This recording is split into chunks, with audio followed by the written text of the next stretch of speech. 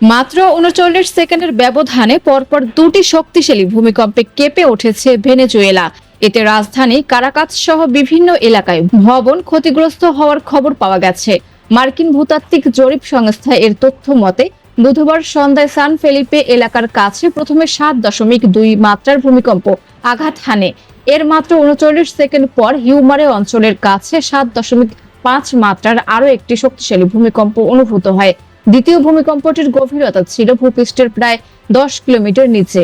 ভূমিকম্পের তীব্রতায় রাজধানী কারাকাসের বেশ কয়েকটি ভবনে ফাটল দেখা দেয় এবং কিছু স্থাপনা আংশিকভাবে ক্ষতিগ্রস্ত হয়।